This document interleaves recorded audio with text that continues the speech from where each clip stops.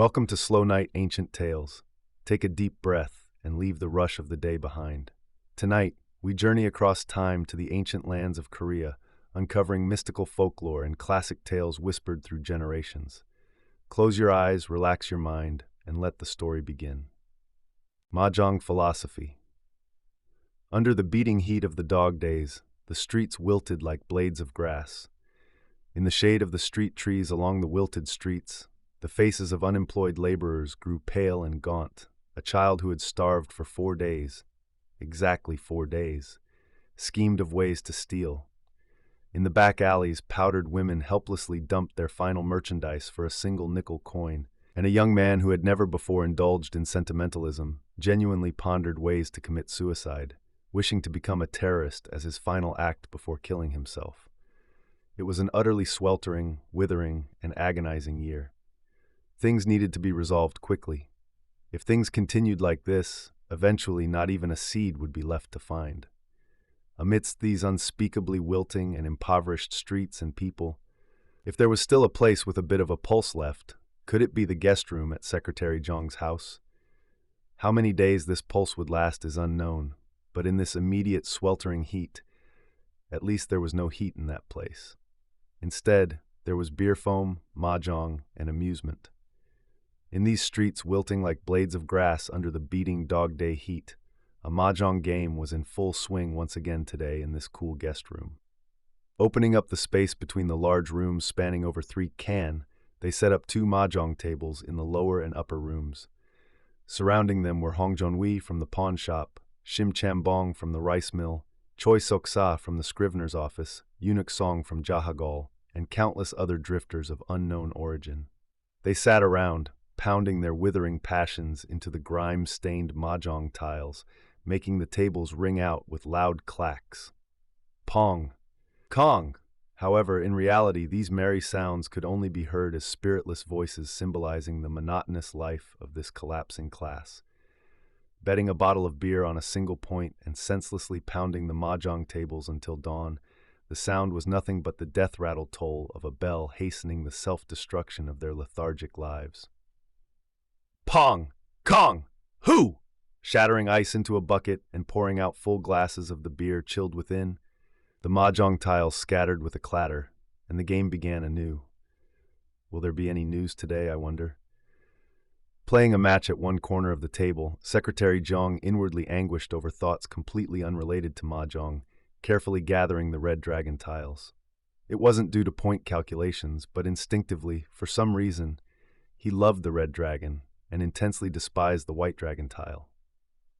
Instinctively governed by his own illogical principle that finishing a hand with a red dragon was auspicious and with a white dragon was ominous, he secretly used this to divine the matters weighing on his mind.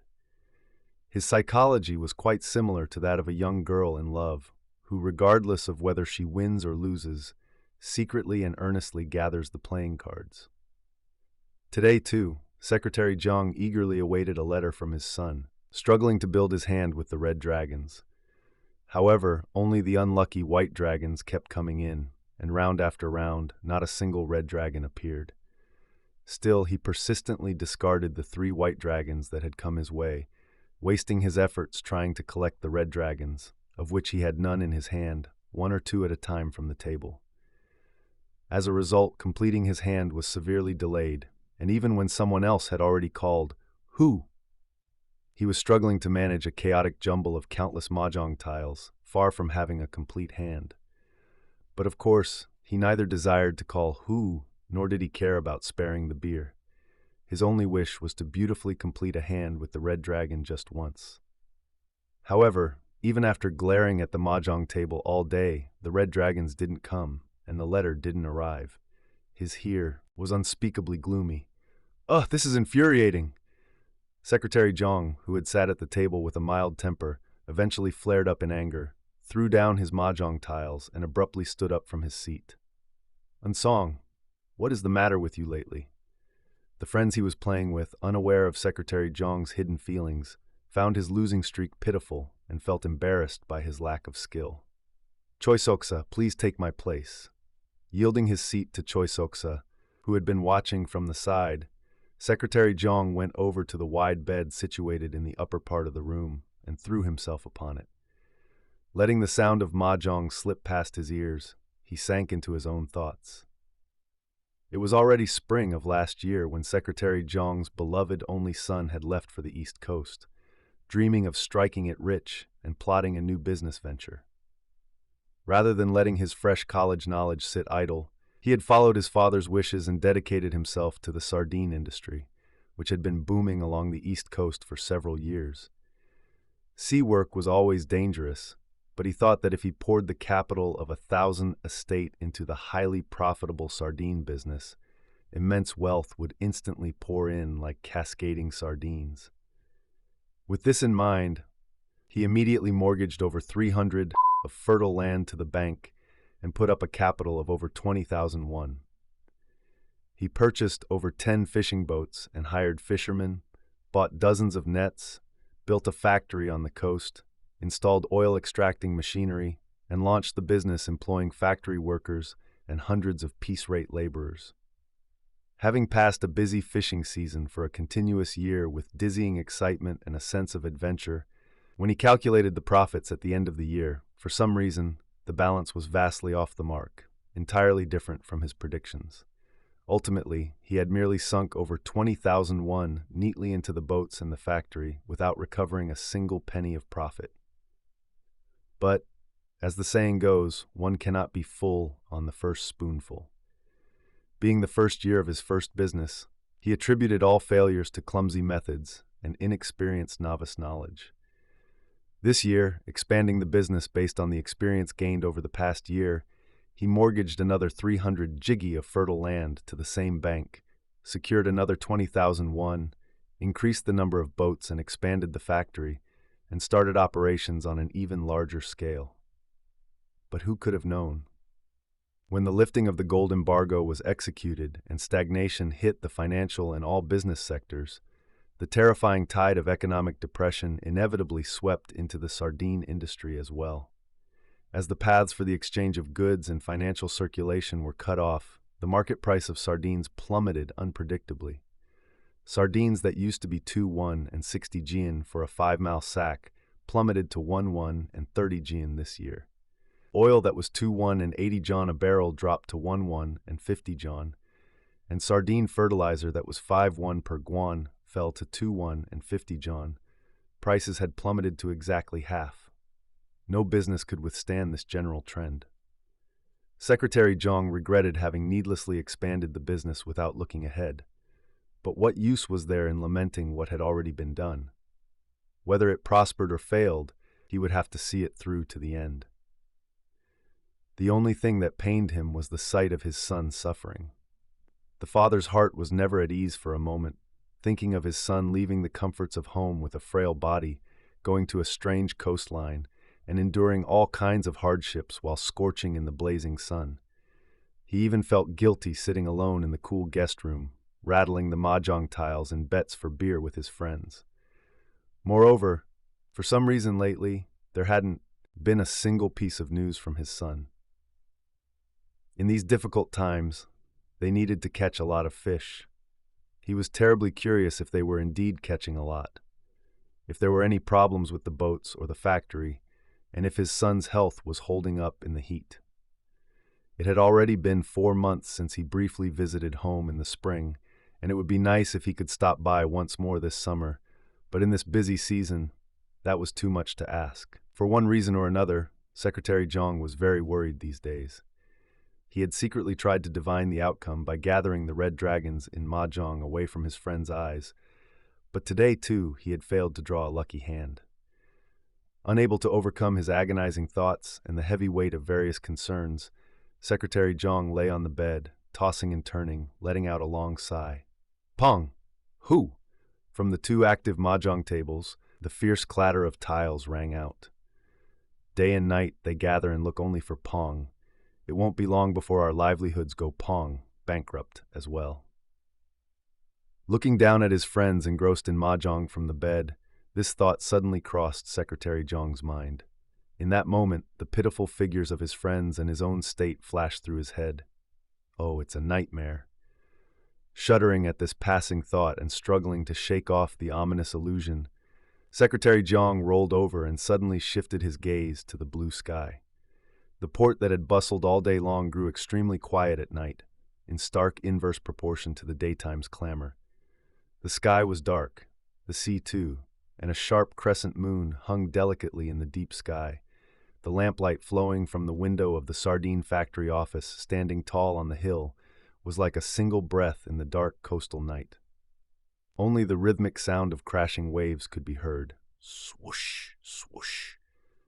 Inside the factory office on the hill, which bore a large sign reading Jeonggute Warm Fishery Factory, the young owner turned up the lamp and was engrossed in organizing the ledgers late into the night.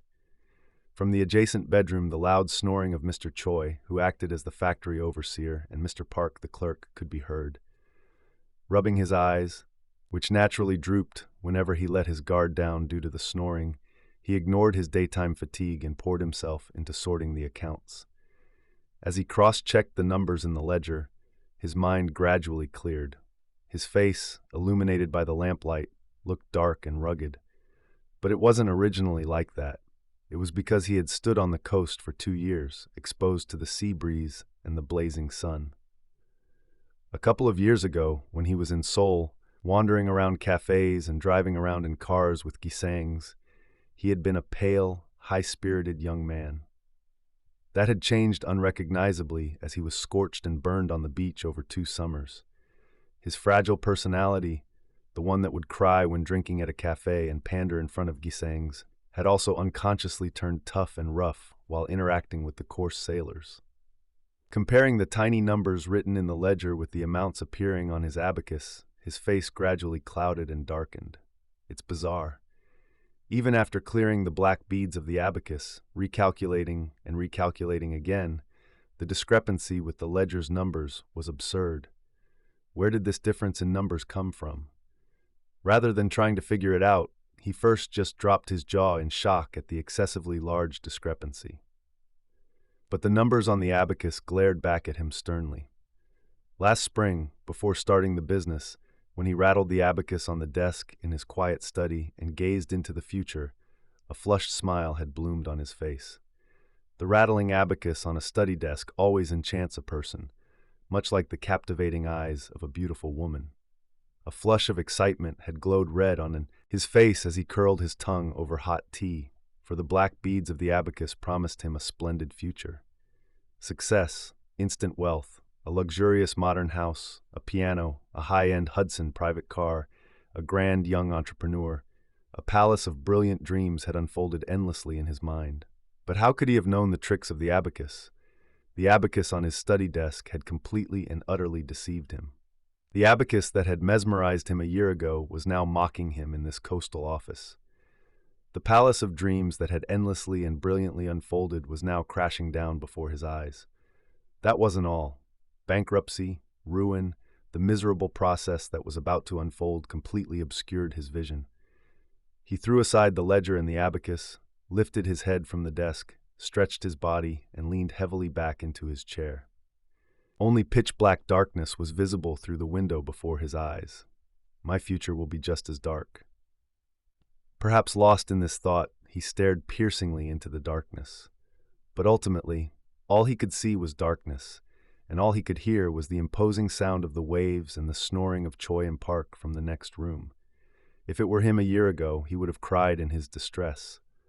But now, he did not cry so pathetically. If there was one thing he had gained from coming to the sea, perhaps this was it. Shifting his gaze from the window, he stood up from the chair, lit a cigarette, and stepped out of the office with a gloomy, sleepless heart. His legs felt weak and hollow as he walked down the hill toward the beach. Under the tilted crescent moon, the black sea that had swallowed his 40,000 won roared at him like a monster of greed, gnashing its teeth. For a moment, feeling displeased, he turned his back on the sea and faced the port. The quiet, sleeping port did not roar at him, but his enemies were waiting there as well. Hundreds of female laborers and factory workers who lived off him were fighting him over wage issues. Finally, he looked up at the sky. But the sky, too, was his enemy. Dark clouds were gathering in the north, It was dangerous weather that could break at any moment, and if a heavy downpour were to fall, they wouldn't be able to send the boats out even if the sea was boiling with sardines. Whether looking up at the sky, facing the sea, or turning toward the port, there wasn't a single thing that wasn't his enemy. And behind all these enemies, he felt as if he could see right before his eyes an even larger monster, one that manipulated the market trends, smiling a bitter smile. The thought of fighting against all these enemies made his future look bleak. But he couldn't just sit back and give up now, so he ground his teeth and made a fierce resolve to fight until the end. Walking along the secluded beach, stepping on the damp sand, the scent of seaweed, which he had ignored during the day, suddenly drifted over him, fresh and new. With the fresh scent of seaweed, he suddenly felt a healthy surge of sexual desire for the first time in a long while. He desperately thought of his wife, far away in Seoul. Following that, he also thought of his father, to whom he hadn't sent a letter in a long time. The coastal days are long, and the northern sea is as blue as an indigo leaf. The port, nestled in a semicircle against the blue sea, bustled as if performing a shamanic ritual all throughout the long day, carrying its raw blue livelihood.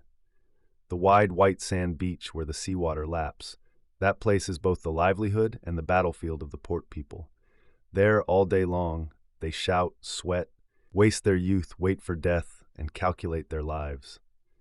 Breathing in the heavy sun and the scent of healthy seaweed, hundreds of female laborers, tanned copper, formed groups here and there on the white sand, anxiously waiting for the sardine boats to come in. Only when the boats arrived would they have work to do. Picking the sardines caught by the fishermen out of the net meshes and carrying them to the fishery was their labor. Why ain't the boats coming in? Well, look, they're coming in. Boats coming in with the victory flags flying. That's right, that's right.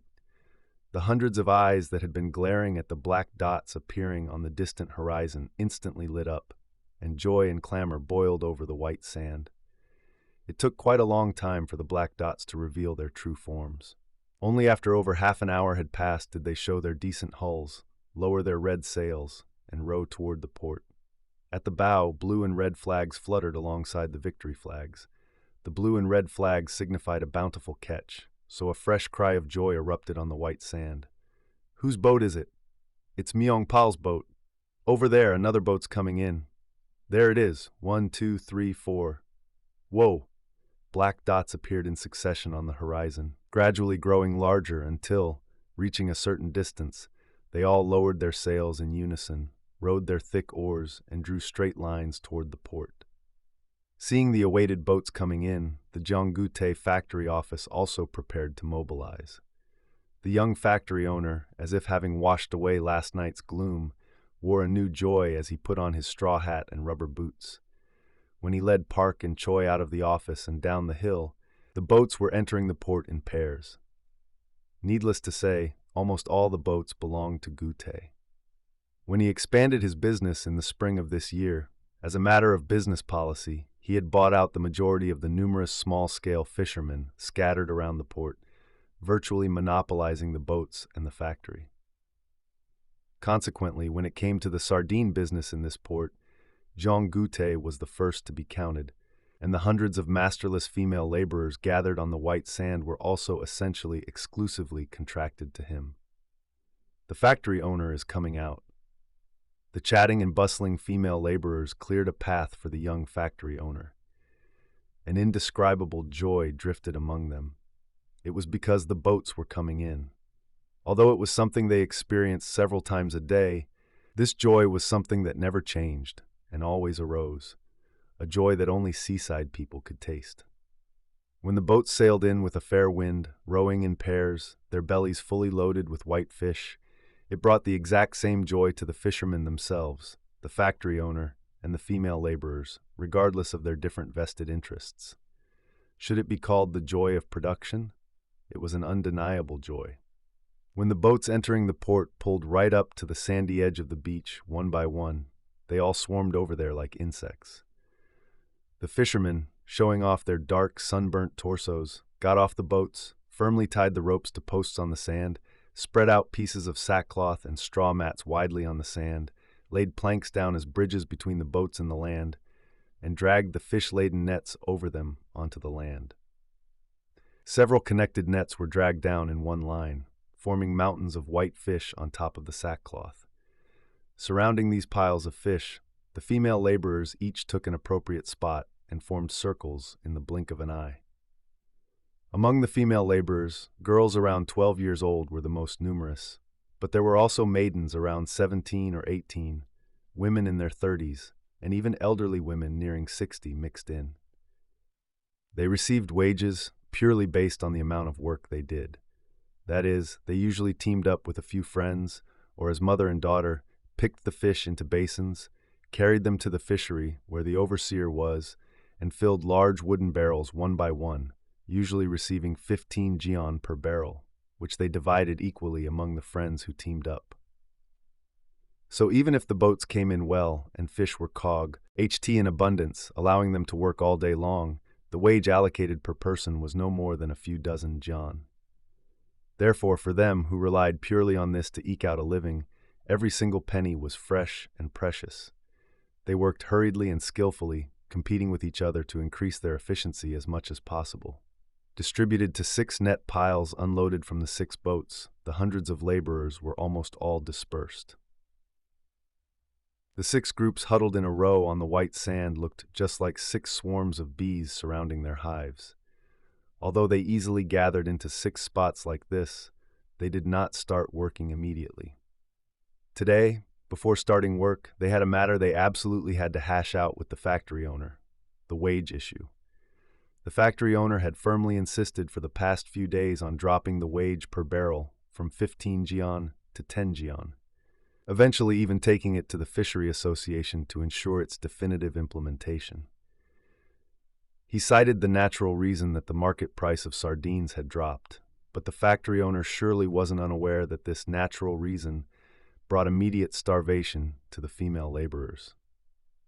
They had helplessly submitted to the 10 geon wage for a few days, but, significantly threatened in their livelihoods by it, they could not endure it any longer and intended to thoroughly hash it out with the factory owner today. Although they hadn't yet been organized to mobilize as a unified front, they all harbored the exact same protest in their hearts. How much is it per barrel today? They grabbed the factory owner and demanded a wage decision. Isn't there a rate decided by the association? It's 10 geon, 10 geon. The young factory owner's attitude was very stiff. We can't do it for 10 geon. They protested in unison. In these terrifying times, even 10 geon is too much. Hey, you stranger, don't you know that because of a 10 geon barrel, this multitude of people will starve? Will you guys immediately starve to death if you pay 5 geon more? Whether you starve or not, what am I supposed to do about what the association decided? We'll smash those association bastards. The hundreds of people simultaneously became chaotic and outraged. Now hurry up and get to work. If you don't give us 15 geon, we won't work. Those who don't want to work, just quit. That's right, we'll quit. Let's see who yields first. Hey girls, let's stop working today. It was extremely simple. Outraged by the factory owner's arrogant attitude, they broke the circles surrounding him and scattered chaotically across the white sand like a swarm of bees. Any bitch who works will rot.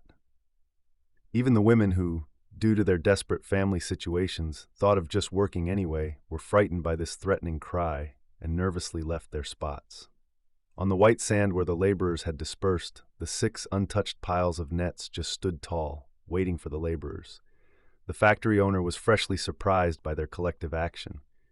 He hadn't anticipated they would come out this stiffly. It felt awkward to call them back, yet it was impossible to bring in new laborers to replace them in this port. He hopped around in a panicked frenzy, not knowing what to do. The night school ended earlier than usual that evening. Sonia, who had been sitting in the very back row with her nose buried in her notebook, unable to overcome the day's fatigue, suddenly opened her eyes at the loud chatter around her. Over 100 students, though excluding the dozen or so boys, the entirety were female laborers who had bustled on the beach during the day, closed their notebooks and whispered in their seats. Why are we poor? Absolute opposition to the 10 geon sardine wage. Sunya, rubbing her eyes, painstakingly copied these fragmented sentences, written largely in Korean on the blackboard, into her notebook. Having barely learned to read Korean, it too took her over 5 minutes to read and write these simple lines. Then everyone, head straight to the beach in front of Janggae from here. After Sunya finished copying the fragments from the blackboard, Teacher Kang instructed them like this. Sunya had no idea what conversations had taken place while she was dozing off, or what this sudden order to gather at Janggae Beach was about. Yet, in this noisy setting, her heart pounded strangely and inexplicably. The 100-plus night school students poured out into the yard from the classroom, each carrying their own emotion and excitement. Every single one of them intended to head straight to Janggae Beach without exception. If it was Teacher Kang's command, it meant absolute obedience. That was how much they respected and adored Teacher Kang, whose very hometown, let alone where he came from, remained a mystery. Teacher Kang, with his sharp and fierce eyes, was extremely gentle, kind, and possessed a clear sense of loyalty toward the students. It had been over a year since he suddenly appeared in this port from who knows where, and he had faithfully taught them to read without a single penny's vested interest, gathering multitudes of them. For some reason, he acted friendlier with the fishermen and laborers than with the people from the association or the township office. While he intently studied thick books with bright red covers and foreign books filled with cramped letters like spilled sesame seeds, he also frequently came out to the beach to catch the breeze, and often engaged in long, varied conversations with these people. And when night fell, he gathered the students and passionately taught them to read. This mysterious Teacher Kang, who, no matter how you looked at him, was not the type of person to be stuck in a rural corner like this, was an unfathomable riddle to them. To put it one way, he had not come to this port to make money like the young factory owner, Jong Gu-tae. Though there was no connection, some of them occasionally compared Teacher Kang and the factory owner in this manner. One person cared for them, while the other manipulated and took from them. That is, they had come to think and judge that Teacher Kang was their comrade, and Jong Gu-tae was their enemy. Now lost in these various thoughts about Teacher Kang, Sunya swept along with her friends, passing the sandy beach in front of the quietly sleeping port and heading toward the Janggae Hill, which was about 3 Mahjong away. Jin-sun, what did they say we're doing at Janggae this time of night? In the middle of the road, Sunya asked her friend. Didn't you hear the teacher's words in the classroom? They said we're organizing a movement to raise the sardine wage. What's a movement? Sunya didn't know the meaning of the word movement. You know how they recently made the wage for picking sardines 10 jan? It means we're going to negotiate with the factory owner to raise it back to 15 jan. Why would the owner be at Janggae? They're going to talk to the owner tomorrow. Today, we're just going to Janggae to discuss it among ourselves. You'll know when we get there. With her friend's explanation, Sunya felt she could roughly understand the meaning of the fragmented writing on the blackboard. She hadn't known the word absolute opposition in absolute opposition to the 10 jan sardine wage. Now, she roughly grasped its meaning. Ringing out the chaotic sound of footsteps into the quiet night sky, the excited group crossed over Janggae Hill, and the small village of Janggae could be plausibly guessed in the distant darkness. When they walked down the hill and reached the sand, over 100 comrades were already gathered there, surrounding torches. They were not only the night school students, but almost entirely encompassed the female laborers who worked together on the beach during the day. Teacher Kang was, of course, already there, and besides him, Gunchil and Jungsil, who were at Jong Gu-tae's factory, and several other male laborers who worked alongside them were also present. In total, over 200 of them sat layered on the sand around the torches. Has everyone who was coming arrived? Teacher Kang, standing right under the torch, looked around the gathering and continued speaking. I apologize for the late hour, but the reason I had you gather here like this is none other than to discuss the highly urgent and critical issue of the sardine wage that affects you all, and to decide on the path we must take forward. Using this as his preface, he caught his breath and then cut straight to the point. We will put aside the folks working inside the factory for later. Among those picking sardines, those who oppose the 10 John per barrel wage, raise your hands." Before his words even finished falling, numerous hands went up, leaving not a single person out, and among them were people who raised both hands at once. It wasn't that Teacher Kang asked this foolish question without knowing the outcome. It was merely a question asked to further solidify their commitment as part of the procedure going forward. Lower your hands. Let us absolutely oppose the 10 John wage. Generally, it's the owners who don't understand other people's circumstances. No matter how much the market price has plummeted, to inevitably deduct from the meager wages of poor laborers because they can't cover the losses elsewhere, how dirty and foul an act is this? His greed is a ruthless covetousness to earn tens of thousands, while your greed is merely a justifiable demand to sustain your lives day by day, is it not? The plummeting of the market price is just a drop that prevents him from earning tens of thousands, but dropping the wage by 5 jin brings immediate death to you, does it not? The bastards at the Fishery Association who arbitrarily decide the wages without considering the circumstances of these pitiful laborers are also bastards who deserve to die. This is because this is truly not our association for the benefit of the laborers. Everyone, you must thoroughly fight against this association along with the owner. Though he tried to speak in an easy-to-understand manner, he couldn't explain it any more simply than this. But this was enough. The agitprop effect of stirring their hearts was thoroughly present. That's right. Teacher Kang's words are right. Oppose 10 John, approve 15 John.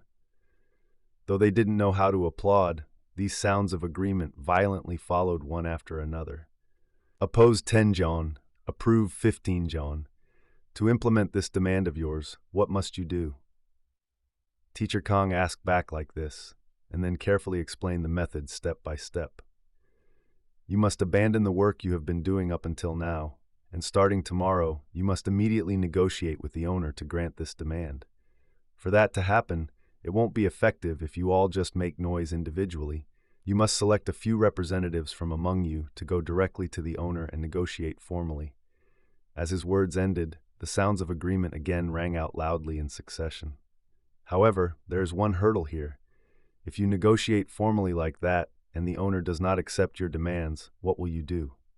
Teacher Kang calmly tested the degree of their passion. If he doesn't accept, we won't work. Let the owner rot. We'll smash the association. They passionately vented their resolve and showed the light of determination. Those of you who will not work if the owner does not accept the demand, stand up where you are. As soon as his words fell, the 200-plus laborers stood up in unison right where they were. Of course, not a single person hesitated. Raise your hands and swear! Without hesitation, hands were raised high in unison. Secretly pleased that this was promising, Teacher Kang had them sit back down and solidified their resolve in a calm tone. Everyone, you have sworn I end this place right now. Not even a single one of you, even if it means starving to death, must break this oath. Generally, when standing against any person, the power of unity and solidarity is necessary. 10 rather than 1, 100 rather than 10, 1,000 rather than 100. When so many bind firmly together like this, an immense power you never imagined is born, and before that power, no matter how strong something is, it will eventually be driven back and fall. You must also firmly believe this, not break your oath, and hold out until the very end to achieve your will. The hundreds of faces bathed red in the torchlight did not lose their tension in the slightest until Teacher Kang's words ended, solemnly shining with resolve and oath. In this way, on this secluded beach, while the people of the port slept, the secret gathering safely concluded. Finally, Teacher Kang selected 4 negotiators from among them. Gunchil and Jungsil from the factory, and Imbong's mother and Il-sun's mother from the women's side. These 4 gladly took on the responsibility amidst everyone's welcome. The next morning, before the boats came in, the 4 of them were to negotiate directly with the owner bearing the following 3 demands. 1. Make the wage for picking sardines 15 John per barrel. 2. Make the wage for pressing oil 10 John per 6 dew barrel. 3. Make the wage for tying fertilizer bags 30 John per piece. To avoid various troublesome obstacles that might arise later, they decided to negotiate these terms verbally rather than drafting a written list of demands. When they had finished all inquiries and formed a long line led by Teacher Kang over Jongai Hill back toward the port, the night was already looking toward a bright dawn far out at sea. The next morning, inside the port, hundreds of female laborers arrived early and bustled on the white sand. Forgetting the exhaustion of the previous night, they were now anxiously waiting for the 4 negotiators who had gone to the factory office and the factory owner's response. Centered around the empty boats pulled up on the white sand, whether sitting inside the boats or leaning against them, they merely stared fixedly at the factory office on the hill without speaking much. Teacher Kang was also pacing the beach alone, trying to keep in contact with them, yet appearing as if completely unbothered. "The ladies are coming out!" Those who had been watching the top of the hill shouted simultaneously. An indescribable emotion surged in the hearts of those watching the 4 people hurrying down to the beach after leaving the office. "How did it go? What did he say?" As soon as they reached the beach, they surrounded the 4 to ask for the results. But they had already sensed an unfavorable conclusion. "Wow, he absolutely refuses to listen," Young-sil fumed, panting for breath. "He wouldn't grant a single thing?" "What do you mean, grant? He just said he didn't know and pushed it all onto the association." Imbong's mother frothed at the mouth in disgust. Just then, the factory owner was seen hurriedly exiting the office on the hill. However, he didn't come down to the beach, but instead walked quickly toward the port, heading somewhere unknown. "Where is he going? Tell him to come here." "What's there to say? I was so pissed I almost wanted to smash him right there in the face." Gunchill threw a phantom punch toward the distant factory owner. "So ladies, what did you say? Did you say we'd all refuse to work?" "Yeah, so you know what he said to us? He told us to quit the factory work." Under the calculation that he could immediately pull in a few new factory workers from within the port, the factory owner had fired Jungsil, Gunchill, and several other factory workers entirely. "Is that a big deal? If we don't work, that's that." The female laborers who had surrounded the 4 dispersed, murmuring among themselves. "Then everyone, just as you swore last night, do not move from this spot. And not a single one of you must absolutely provide any labor until the factory owner accepts your demands. And later, after the boats come in, a few of you should go to the factory, inform the new laborers coming in of our intentions, and persuade them absolutely not to work." Teacher Kang controlled the murmuring crowd, intending to camp out right there and stand against the factory owner until the end. In the meantime, the morning boats came in. Several boats came in pairs, laden with an abundant catch that hadn't dropped from the previous day and tied up at the beach. The factory owner, who had gone to the port, returned to the office and came down to the beach with the overseer. Following behind them, they saw the police substation chief and 3 officers also coming down to the beach. However, they had absolutely no idea why they were there. It was an incomprehensible event they hadn't anticipated at all. As I've said multiple times, I absolutely will not raise the wage by a single penny, so knowing that, those who want to work, work, and those who don't, quit. That's entirely up to you. Reaching the white sand, the factory owner spoke energetically and sternly to the laborers, as if mocking them. However, the laborers barely paid attention to his words, merely showing the light of their resolve, and did not make a loud reply. This was because something more urgent than caring about his words was happening right before their eyes. The chief and officers who had followed the factory owner were grabbing and dragging away Teacher Kang, Jungsil, Gunchill, Imbong's mother, and Il-sun's mother, the 4 negotiators, without a word. For what reason? With no explanation, they just kept dragging the 5 people away. Stripped of their generals without knowing why, the hundreds in the crowd, fearing an ominous premonition, struggled around this scene, but to no avail. The 5 people were merely dragged away by the hands of the unexpected police force. But now they could guess the meaning of the factory owner's hurried steps toward the port earlier. Realizing the despicable act of the factory owner who had gone to the substation to conspire and twist everything, they became extremely enraged. That bastard is playing dirty tricks. He's a wicked son of a bitch. Beat that rotting bastard to death. Smash the factory! Burning with rage, without receiving orders from anyone, as if they had been commanded, they surged violently in two groups, one toward the factory owner on the beach, and the other toward the factory office on the hill. Being overly enraged, unable to contain their fury, they resorted to violence. The overseer's attempts to stop them were powerless as the wave pushed up the hill and surrounded the office. "Pick up stones! Smash the office!" They scattered widely. Stones flew, the office windows shattered. Pouring into the empty office, they smashed the desks and tore the ledgers to shreds. Swarmed to the association. As the attack on the office ended, they once again surged in unison toward the Fishery Association. There, the exact same thing that happened at the office occurred. Stones flew, windows shattered. Those rotting bastards stuffed their bellies full, so what does 10 John a barrel mean to them? Are you saying it's fine if one person gets rich while hundreds of us starve to death? At the sudden attack, not knowing what to do, the directors, overseers, and clerks curled up like baby shrimp inside the association office amidst the flying stones and shouts. They moved their feet back toward the beach. But this time, they didn't scatter randomly, but unconsciously formed a long procession. They formed a long procession just like when they had crossed over Jongai Hill with Teacher Kong at the lead the night before. Their hearts were now boiling with the thrill of revenge. Fortunately, because the substation was far away, they had spontaneously and splendidly ride out an unplanned demonstration by attacking the office and the association without suffering any casualties. Their hearts beat high, keeping pace with the passion of the procession. When they reached the beach, only their comrades were milling about, and neither the factory owner nor the overseer was anywhere to be seen, having fled to who knows where. The white piles of nets unloaded from the boats lay stacked on the sand in several mounds, awaiting labor.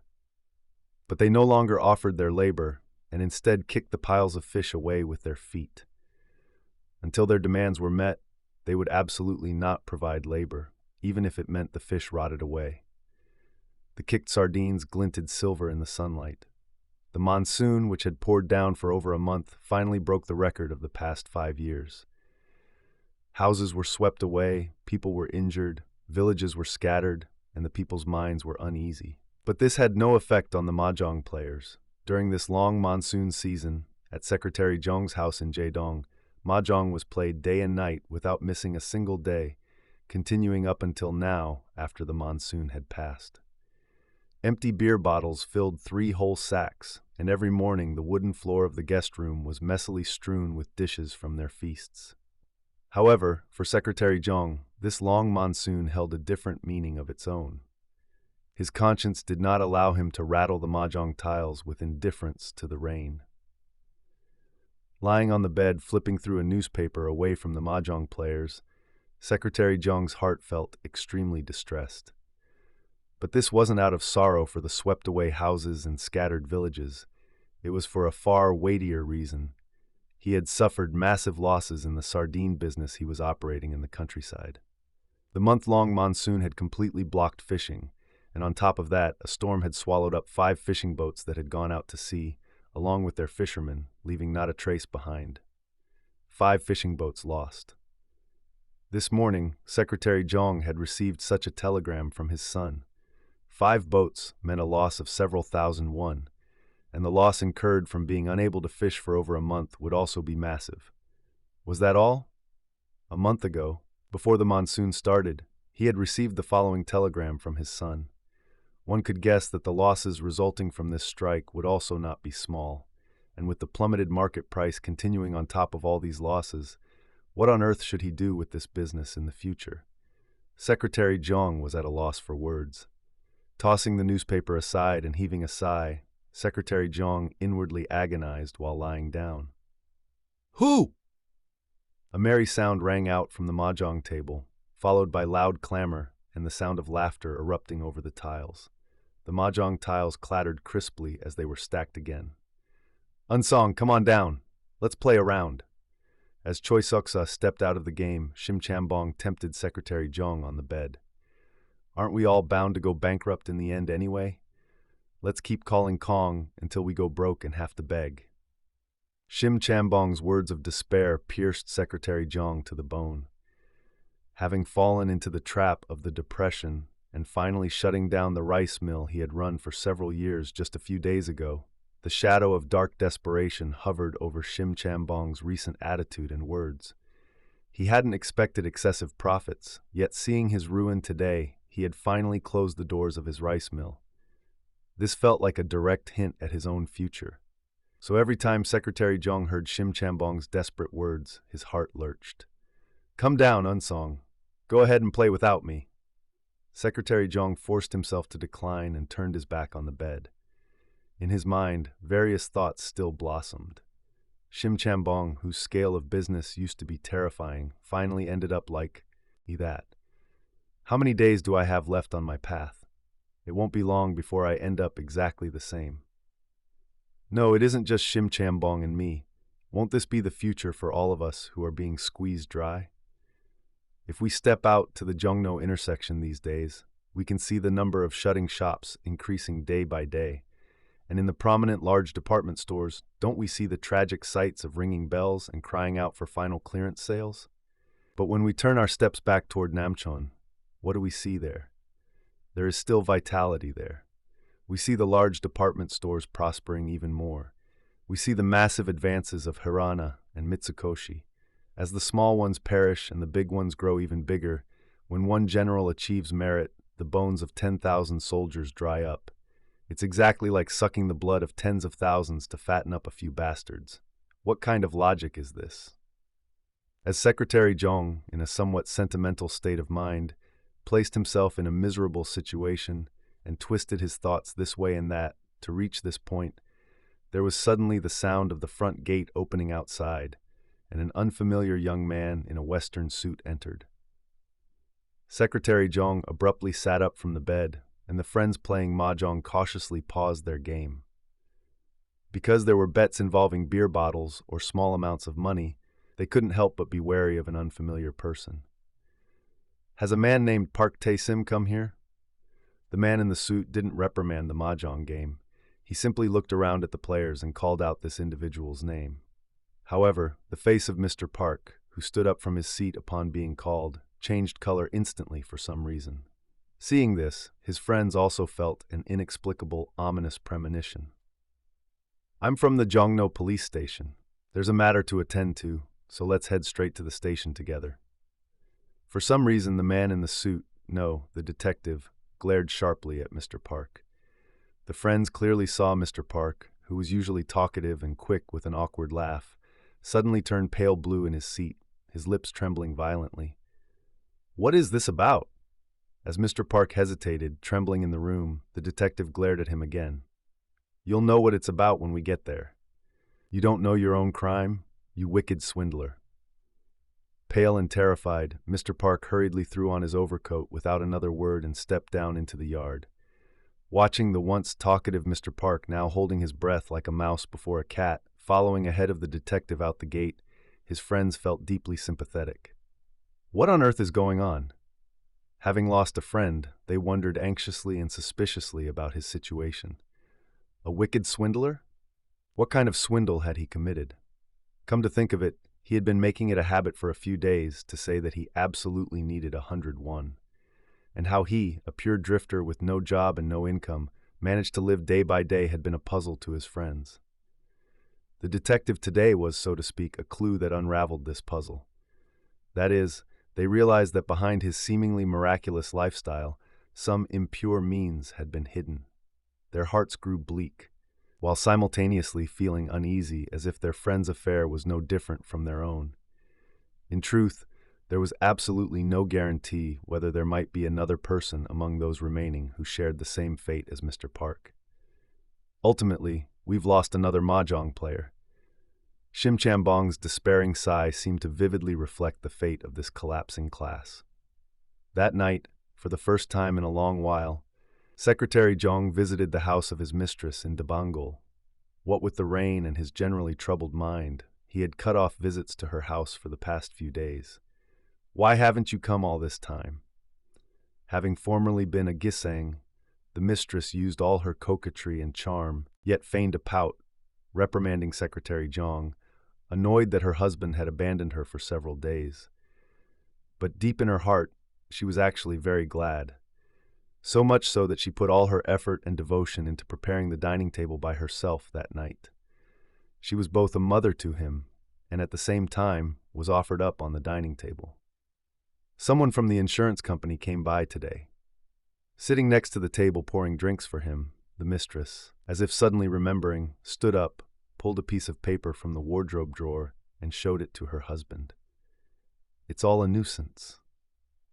Unfolding the piece of paper, Secretary Jong crumpled it up again, threw it aside, and downed his drink in one gulp. It was a life insurance premium payment notice for the sum of 85 won. A couple of years ago, when he newly took her as a mistress, he bought this neat tile-roofed house, entrusted it to the mother and daughter, and set up a lavish separate household. Simultaneously, out of intense love and adoration for his mistress, he had even enrolled her in a life insurance policy, paying expensive premiums. But now, even that was completely bothersome to him. In truth, the 85 won itself was now precious to him. "Please stop drinking and go to bed early." The mistress said no more about the insurance premium, comforting her tipsy husband while clearing the table. Then, chasing her mother to the opposite room, she neatly laid out a bed for the two of them in the main room. For the first time in days, Secretary Jong embraced the naked body of his mistress. At the peak of excitement, with her eyes narrowed, unable to overcome the ecstasy, the mistress's passion writhed elastically like a snake beneath his body. But Secretary Jong didn't feel any novel joy or new excitement. Just the flesh scent he always smelled, the touch he always felt, the techniques she always used. That was all. He couldn't feel any new stimulation or charm beyond that. Even in this absolute moment permitted only to the two of them, Secretary Jong's mind was rather stolen away by thoughts of his business and property. The path Shim Chambong had walked, the fate Mr. Park suffered today, the future that would befall him. Secretary Jong, who had intended to completely lose himself in alcohol and women tonight, now steadily felt 1,000-pound pressure from these heavy, varied thoughts while holding a beautiful woman in his arms. As summer passed and autumn deepened, fishing was entering its boom season. The autumn boom season, that is the time when the schools of sardines, scattered in the distant seas hundreds of miles from the coast during the summer, swarm to the shores, making it the most critical time of the year, which sardine owners value as their life. It is also the time they pin a single thread of hope on amidst all their losses and blows. The fish schools endlessly pushing in, swarming in waves even as they scoop them into the boats. Nets fall short, boats fall short, and people fall short. It is the time that most heightens the spirits of the coastal people. But who can know the pranks of Mother Nature and the jests of the ocean currents? Due to some wind or some prank of the currents, the sea this year did not push the schools of fish in swarms to the coast, even when the boom season arrived. The sea had suddenly betrayed the sardine businessmen who had grown fond of it over many years. The sea was blue, the sky was serene, and the waves splashed. Everything was the same, but the vitality of the port was not the same. It did not bustle as vibrantly as the autumns of past years. Up at the factory on the hill, cauldrons boiled and fish were pressed, and down on the sandy beach, the sound of picking sardines boiled up, but it was not the true vitality of the boom season. Sitting in the factory office, looking out at the beach with an anxious heart without going out, the young factory owner felt the numerous wounds he had suffered over the year vividly coming back to life. The plummeting market price, the storm, the laborers' strike, the lifeless boom season. Among them, the wounds from the market crash and the strike were far greater than those caused by the natural trends of the storm and the boom season. In the face of the strike by hundreds of laborers led by Teacher Kang, the factory owner, despite accepting the business disadvantages, had no choice but to take a step back. It was because the laborers' solidarity was solid, and he couldn't suddenly drag in replacement laborers in this port. Inevitably, labor resumed vibrantly the next day, but the factory owner did not lament the economic blow he received from the strike. He had now come to interpret the act of a strike from a different meaning, a different angle, the great power arising from the solidarity of countless laborers, a terrifying yet enviable power omitted. Another thing that struck his heart was the power of manipulation hidden behind the plummeting market prices. He knew that the sudden, unpredictable crash in the market price of fish oil was actually due to the arbitrary maneuvers of the mega-capitalist Joint Oil and Copper Smelting Company in Japan, rather than a natural trend where the abundant yield of whale oil caught solely in the coastal waters of western Norway overwhelmed the export of Korean sardine oil. To devise countermeasures against this crash, the provincial authorities and the Government General's Fisheries Bureau each sent technicians, and involving representatives of the sardine industry, they held fertilizer manufacturing conferences and crash prevention strategy meetings, but ultimately they failed to yield any plausible, advantageous results for the sardine businessmen. The power of massive conglomerates. This is what true ruthlessness is, he thought. Just as the laborers had hated him, he now hated this massive conglomerate. Having earned the hatred of the laborers, he was in reality tied up and subdued by the hands of the conglomerate. The conglomerate above, the army of laborers below, buffeted between these two forces. Where was the path he must take? He would have to take one of the two paths, above or below. But if he couldn't tread the upper path anew, wasn't his path obvious? Lost in such meditation while steadily gazing at the beach, tears suddenly welled up in the factory owner's eyes. But they were not tears of sentimentality. Observing the multitudes of laborers forming groups, shouting, and working on the beach, in them he had discovered a new philosophy. He had failed in his business. But he no longer felt particularly resentful about that.